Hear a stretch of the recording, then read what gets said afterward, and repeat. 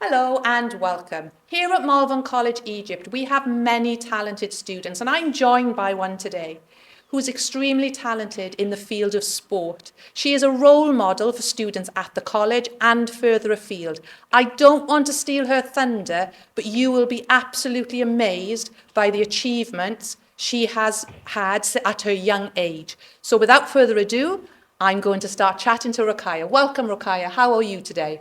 I'm fine. Could you tell me a little bit about the sporting activity you do outside of school, please? So I play gymnastics and I play artistic gymnastics. It's where I do the flips and tricks like that. Ah, wow. So gymnastics, that's quite an intense sport. You have to be very dedicated and disciplined. Can you tell me a little bit about your training, how often you have to train?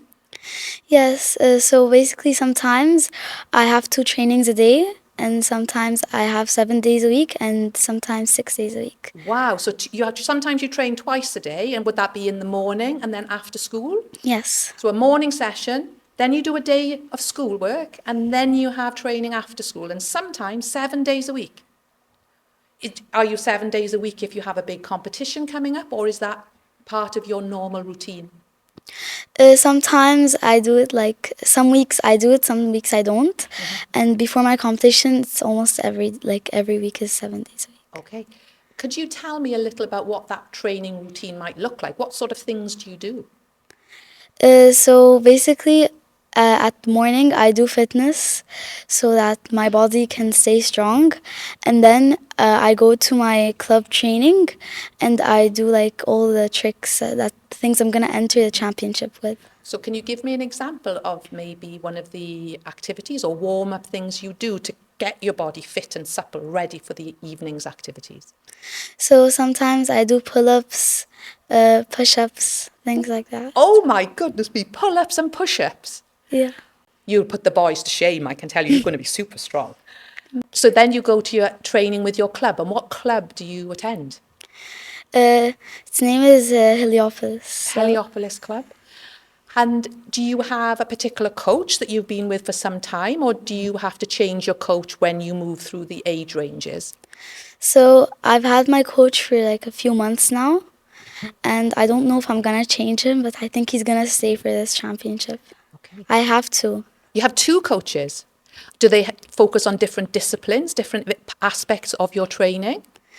No, they both work together, so sometimes one of them comes and the other is not there, and sometimes both of them come. Okay. And you said that you do artistic gymnastics as well. Could you tell me a little more around that, please?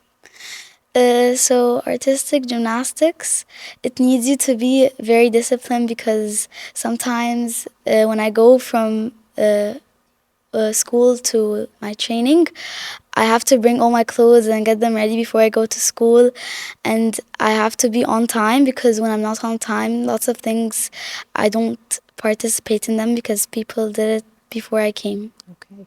And I would assume that part of being very fit and active, you have to have a really good diet. Yes, a very, very good diet because I can't eat any junk food and I can't eat, even if it's healthy, I can't eat any food outside of my house, only for special occasions. Only for special occasions. So would you say that you have food from home that mum prepares because it has to have a certain amount of protein or nutrients in it? Yes. What's your favourite dish that mum prepares for you to get you really full of energy for your training sessions?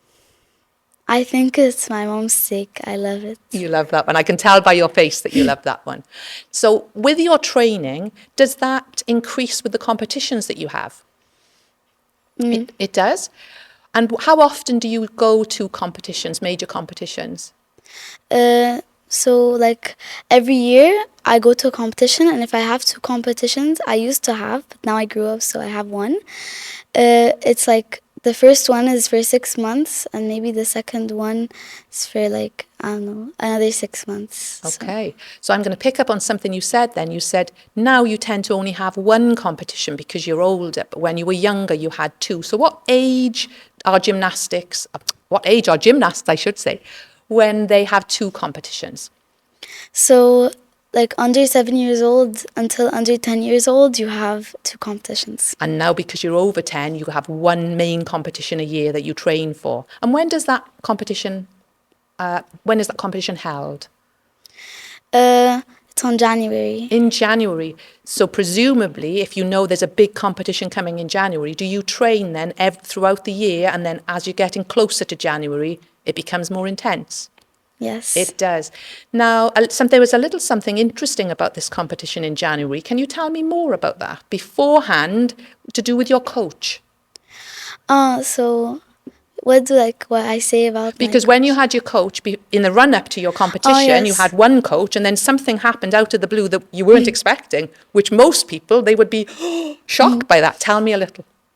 So my coach left when my championship was very close.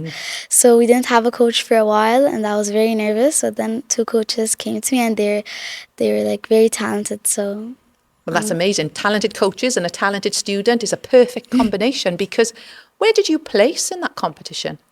I placed fourth in Egypt. I wasn't expecting that because every single championship I went to, I got very nervous and I fell on an event. So that put me like last place, not last place, but I didn't have a like good score. So I was very happy when I heard You that. said that very quietly to me. I would be screaming and shouting that from the rafters. You were fourth place in Egypt. And how many students, how many other gymnasts were there in that competition? 500 to 600 girls. My About. goodness, 500 to 600 girls, and you placed fourth in the whole of Egypt. That's an amazing achievement. Tell me more about the events or the discipline that you have to do in that competition. What are they? So beam, you have to go on beam, bars, floor, and vault. And if they added some things in championship, there is a metal bar. And like the low beam on the floor. So the metal bar, it's very very slippery. So you have to wear something. It's like you have to like tie your hands in something so that you don't fly away. Okay, and do you have to put anything on your hand on the other beam, or when you're doing the floor work, do you put anything to make sure you have some grip? On the beam and on the bars, I wear grips, so it's something that kind of like protects my hands from getting lots of rips, and it's also something to help me hold the bar better. And on the beam, I put chalk so that I don't slip off the beam, especially because it's very very thin. So I have to put something on my feet and hands to not slip. Okay. So which piece of apparatus would you say is your favourite? I think it's floor. So why is the floor your favourite? Because I feel like I can express my feelings and it's very fun. Like I do lots of tumbling passes and flip.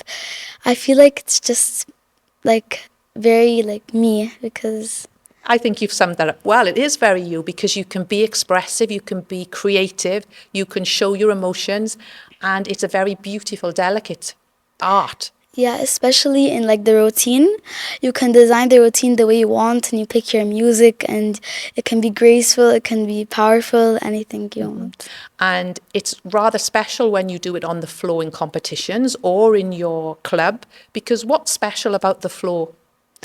So I think it's the most special event. It's something not like all events. All the events you need to focus. Like it's just one go, one shot. But floor you have lots of. So for example, if you fall on this tumbling, you can do another one better than it and just pick up yourself. And it's like the only event I didn't fall in. Yeah.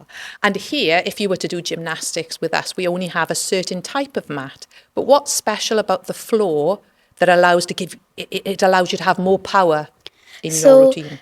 The floor in like my club or the championship, it has springs, so it helps me like bounce higher and I can do much more advanced things on it. It does. And what about when you're practicing? Is it for the bars or the vault that you might have a foam pit? So it's for like both of them, but the vault is for more advanced skills that I still don't do. My sister does them, but she broke her hand in it. So, but on the bars, if I'm doing a new skill, I go under the foam pit. Like there's a foam pit under me, so that I'm safe and protected. So that if you feel confident and safe that if you were to slip, you have foam underneath to protect your fall. Now, I know that surely on those bars, that must take a toll on your hands. It must be very hard on your hands when you're training. Can you tell me a little around that? Yes, so Basically, if you train too much bars, then you can get rips in your rips on your hand, and it's gonna like bleed a lot, and it's gonna make your hand much more rough and hard. So it's the most painful part, I think. It is, I expect, because your hands are lovely and soft, but then when you are training, particularly when you're coming towards competitions and you want to perfect your skills, it's over and over again, repetition, and then it puts strain on your hand. So you're right, it will tear your skin, you bleed, but your coaches still make you work, don't they? Yeah, no pain, no gain, they say. Get back up on that bar, do it again. Tell me a little bit about the beam, because the beam is something that it looks amazing whenever you see it on the television, but also quite scary, because how wide would you say the beam is? It's it's like it's like my hand. So about the Like, width of your hand, yeah, that's the only place that you have to put your yeah, feet. the width of my hand, and like the width of an iPhone. That's Oh my goodness, the width of an iPhone, that's what you have yeah. to balance on. And tell me the sort of skills and acrobatics that you do on the beam. So I do a backflip, but I stopped because I found that the aerial works more for me. I do an aerial on the beam, and it's very terrifying, especially on the high beam. I have to do it because I want a high score on the beam.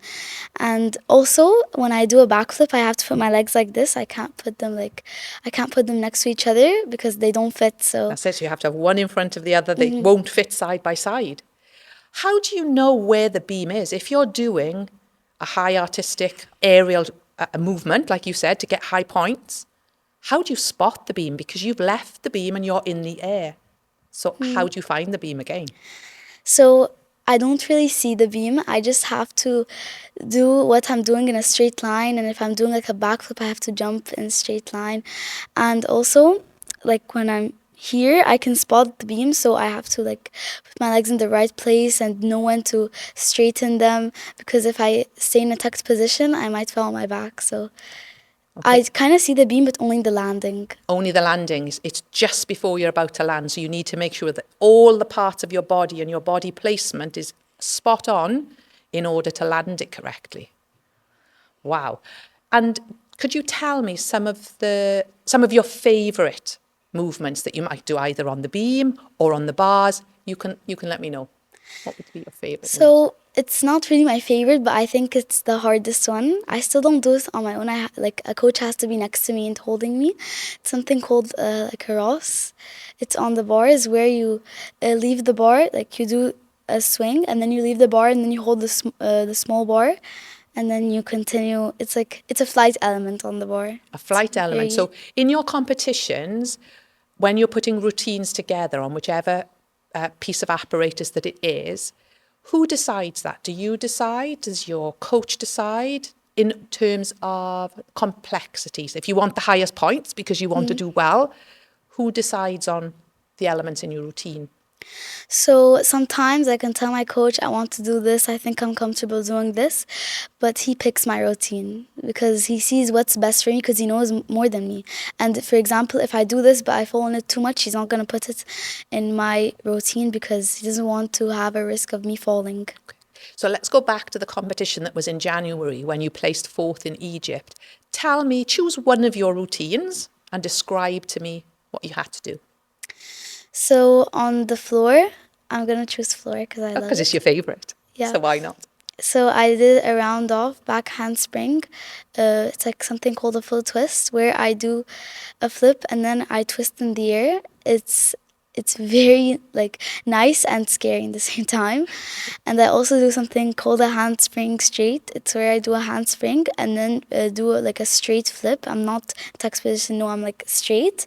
And then I just land, but my landing was very bad in the championship. It's fine. It couldn't have been that bad. You placed fourth in Egypt Yeah. between 500 and 600 students. I'd be overjoyed. As I say, shouting it from the rooftops. Really super proud because we're proud of you. I was screaming when I heard that. I know, and you've been posted on social media for your club because there was some special history there with your club. Can you tell me a little bit about that? So many girls got like fourth, but not in my age. So I'm the first one in my club. My club has been opened for like over 100 years now.